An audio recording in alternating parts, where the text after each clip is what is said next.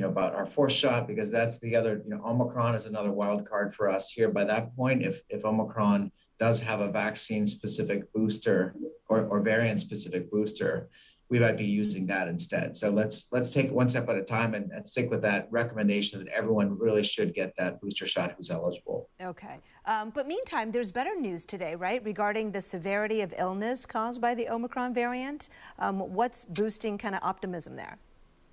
Yeah.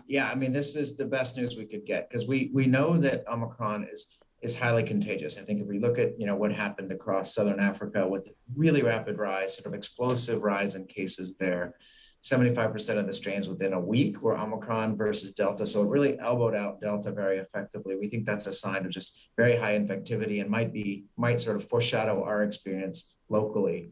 So that's the bad news. The best piece of news we could get is that it's not a severe illness. And so we've all been really eagerly looking to see what happens among those thousands of people who have been infected in Southern Africa in terms of their outcomes. And it's really not seeming to lead to high levels of hospitalizations or deaths. So that's very good news. All right.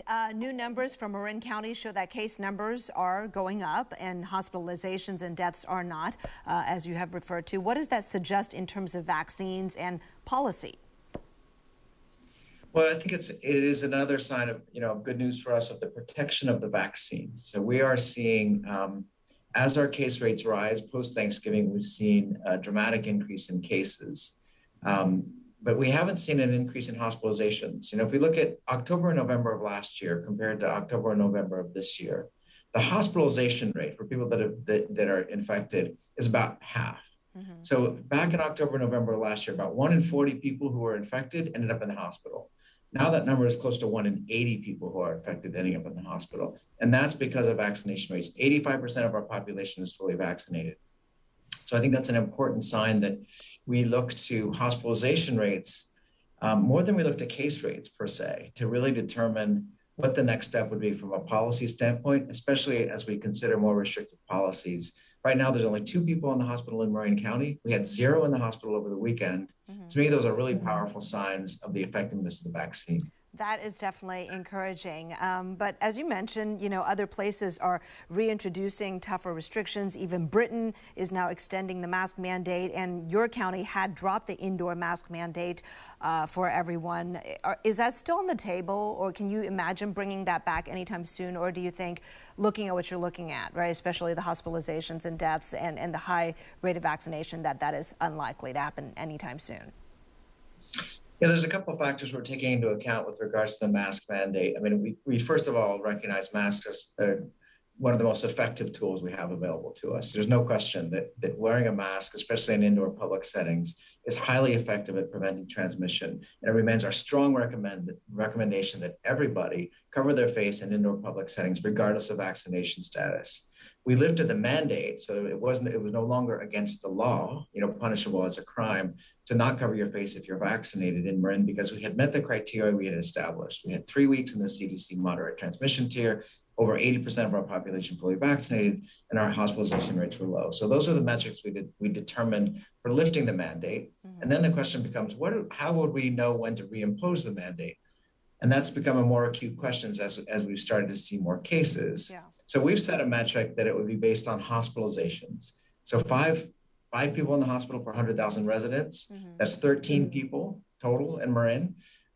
If we have that number of people in the hospital with COVID-19, that would be the criteria for reimposing the mask mandate. It's super encouraging to see. Yeah, I mean, we're seeing a lot of people covering their faces as it is. About 80 to 90% of people go to a grocery store are covering their face in Marin as it is. So if you had 13 hospitalizations in Marin County, the indoor mask mandate will kick in again. But right now you have 2, correct?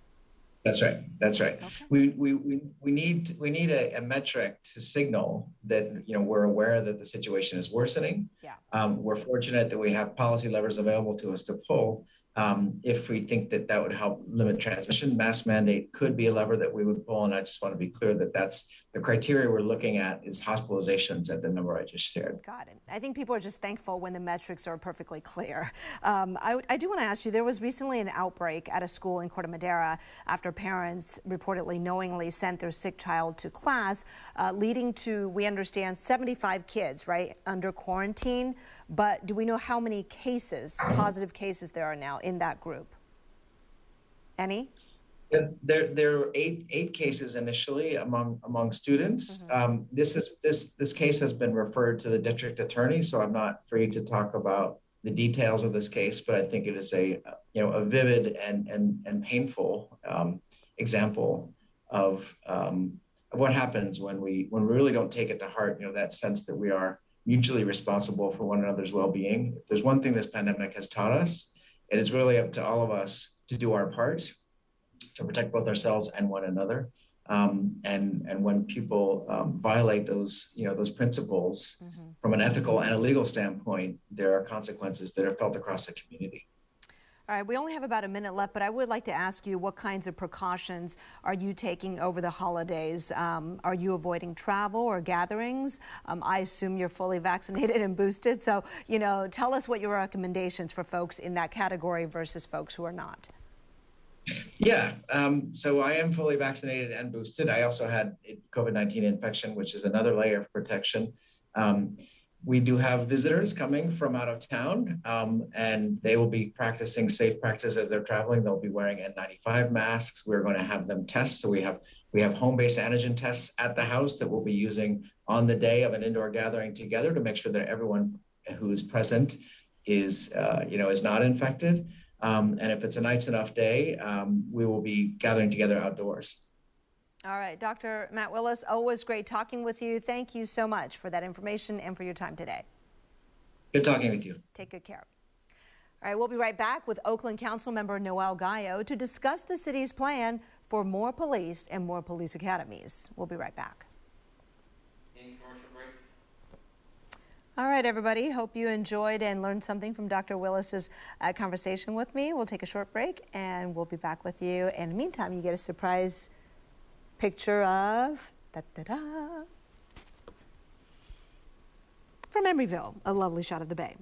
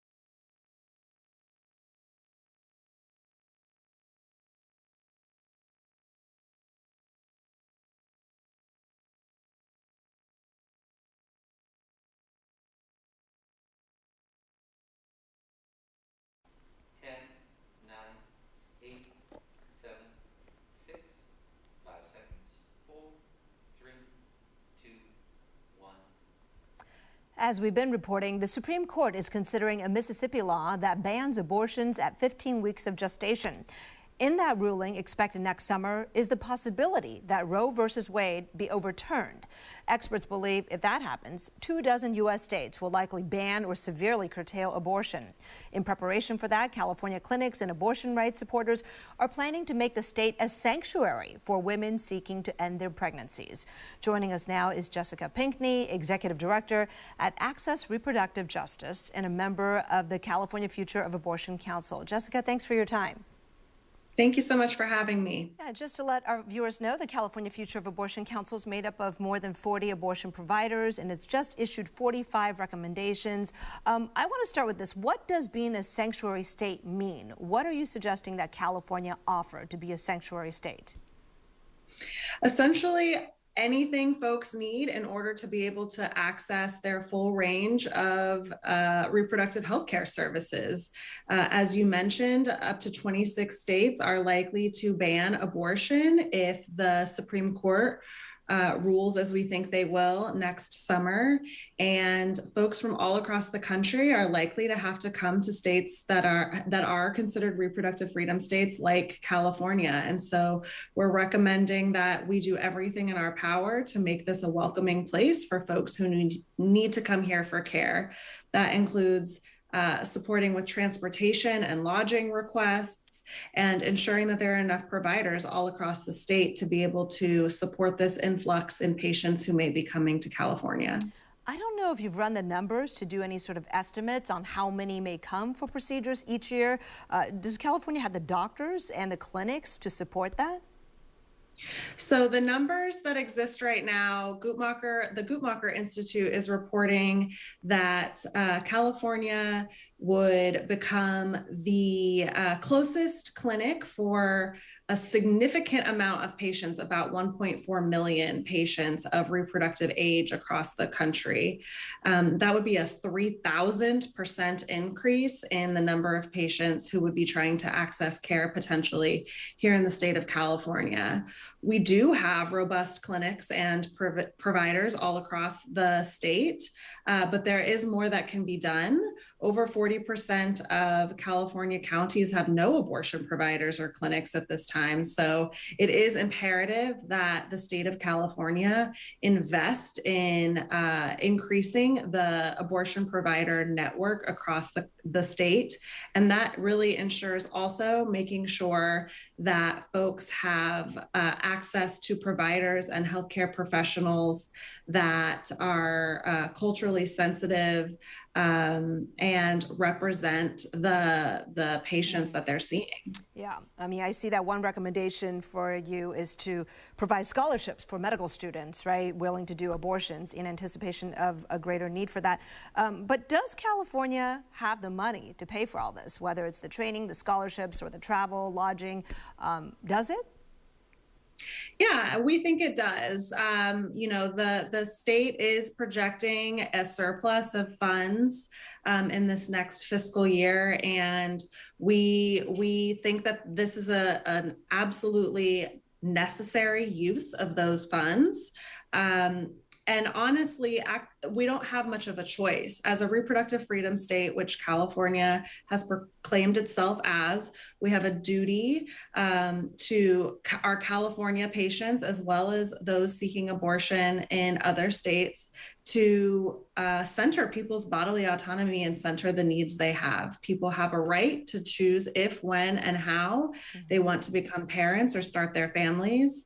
And if other states are going to ban abortion, then it will be imperative that California steps in where other states have failed. There is the argument, though, right? Should California pay for it, even if it could? That is, what about those arguing, even those who support women's reproductive rights, that money that should go towards servicing the people of California should not be used to supplement the medical needs of non-Californians who don't pay taxes here? Here's the thing. I mean, all of the recommendations that we've made in the report benefit Californians first and foremost. So we have quite a ways to go and many changes that we can make within California's abortion access landscape to ensure that Californians have better access to care. There should be no county within the state of California that doesn't have abortion providers. There shouldn't be cost sharing barriers that preclude folks from being able to afford their abortions here in the state of California. We need to ensure that Californians have access to quality equitable information about the care that they can receive here in the state. And so all of the recommendations that the California Future of Abortion Council are making benefit Californians first and foremost. Of course, they will also benefit folks who are coming from out of state as well. But we were very intentional in centering the needs of our California patients when putting these proposals together. All right. And Jessica, does this have or need support from the legislature? We've already heard support from the governor as a sanctuary state, of course. Yes, absolutely. So we're really lucky to have had members of the governor's office, as well as Senate Pro Tem Atkins' office and other legislative champions across the state participate in our work groups as we were developing these policy recommendations. So we've started to see support for many of these recommendations, and we'll be calling on the legislature and the governor's office in the coming days to do everything in their power to implement these recommendations. All right, Jessica Pinckney, do not go away. We'll take a short break on the air, but when we come back, we'll continue conversations. Meantime, you could hear Jessica and me continuing our conversation on Facebook Live. Thank you. All right, Jessica, we have a few more minutes to talk here. Truth be told, we may talk for a little bit longer if you have the time till 3:30. But what I'd like to know is, basically, where do we think the women will mainly be coming from based on the landscape and the legislatures of those particular neighboring states and where they might enact strict abortion bans or curtailments? Where do you think we'll get the influx from? Sure. So, I mean, I think we've really seen a bit about how this will play out based on what has occurred with Senate Bill 8 in Texas. Of course, the states nearest to Texas have seen the largest influx in Texas patients since the bill was enacted on September 1st. That's Oklahoma, New Mexico for the most part. But of course, as those clinics fill and are unable to provide additional appointments to patients in need of abortion access, then the quote unquote overflow really does go into the neighboring states. So if the states do ban abortion as we expect them to, the 26 states that are projected to, the majority of the callers that are patients that we expect to be seeing would be coming from Arizona. But we also anticipate that folks would be coming from any of the states that are banning abortion. If they can't get an appointment in their most neighboring states, then they'll be pushed to go further away from home. And that's where we expect that increase to show up. All right, Jessica, we'll take a 10-second pause and then we'll come back on TV to continue the conversation. Thanks. Great. Thank you.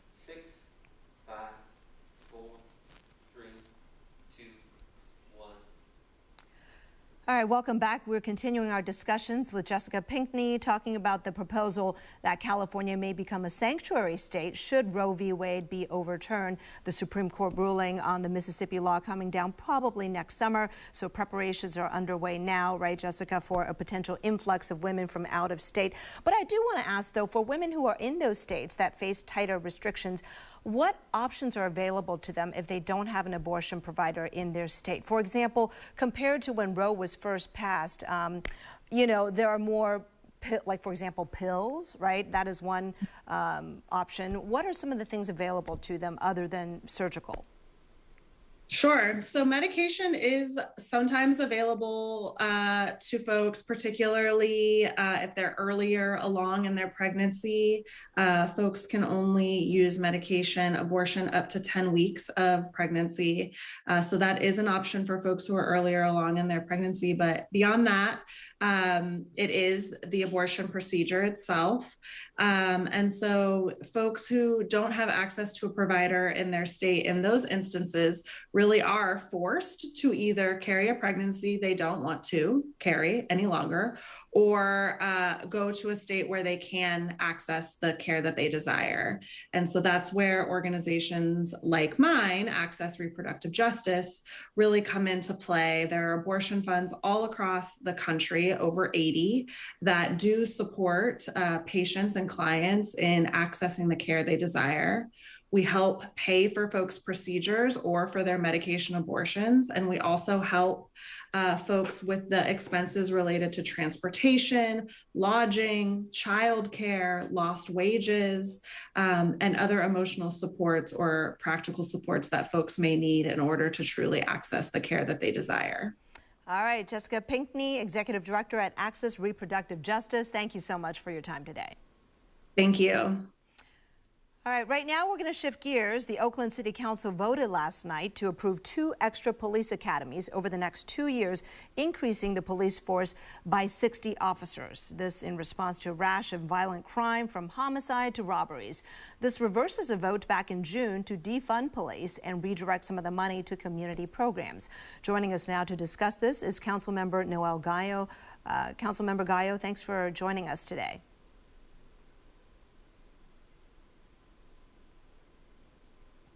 Can you hear me?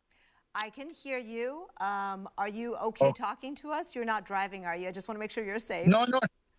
I'm actually here at the fire department's training headquarters. I see. Okay, well, thank you for joining. I know you're on the road.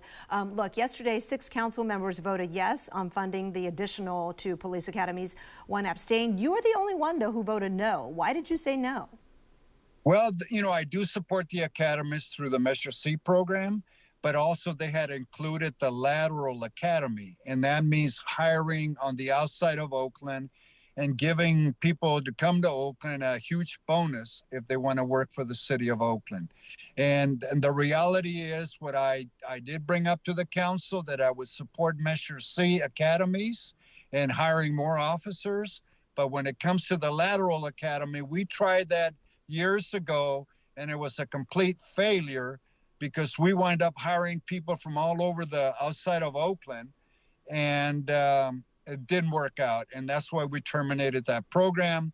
So what I asked the police chief and administrator to present to the public a recruitment program with clear sets, goals, and objectives that we can meet, and not have this ongoing situation that we have today with lack of police. Being on the city council, I have been the individual that has been the strongest supporter of the police.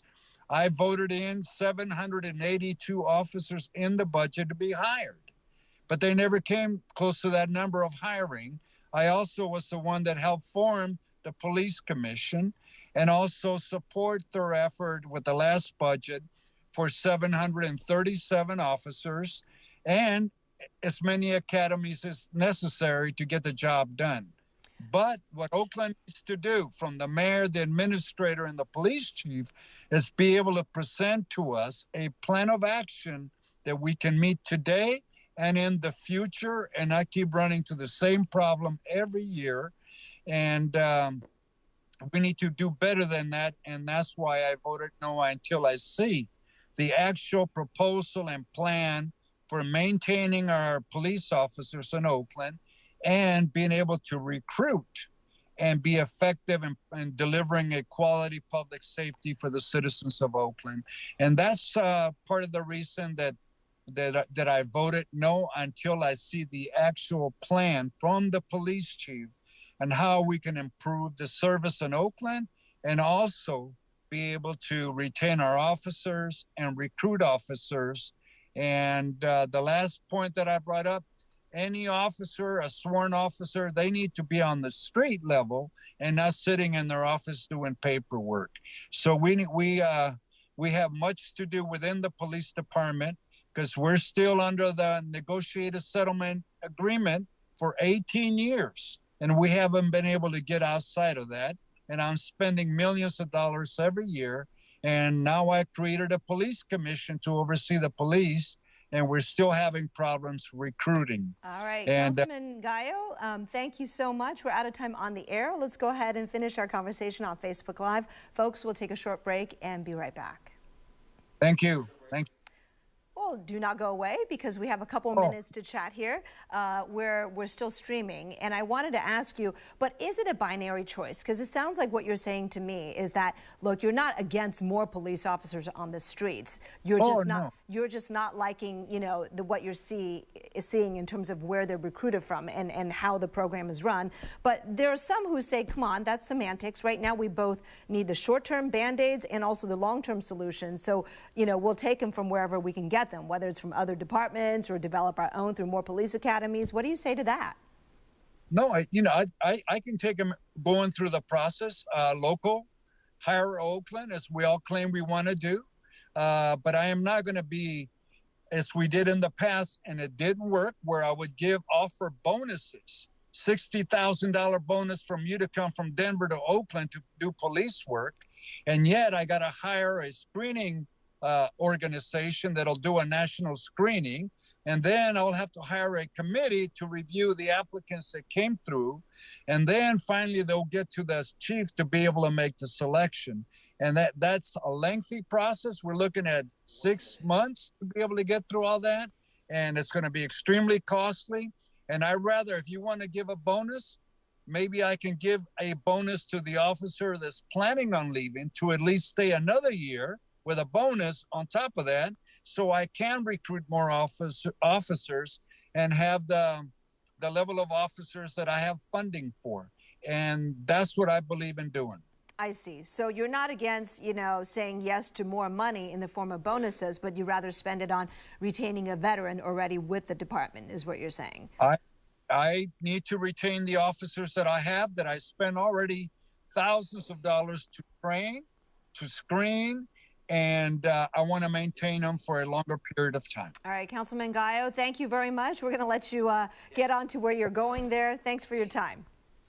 Thank you. I'm here at the fire department where we're training, and we just graduated at high school. Thank you for joining us on this interactive show, Getting Answers. We'll be here every weekday at 3 on air and on live stream answering your questions. World News Tonight is coming up next, and I'll see you at 4.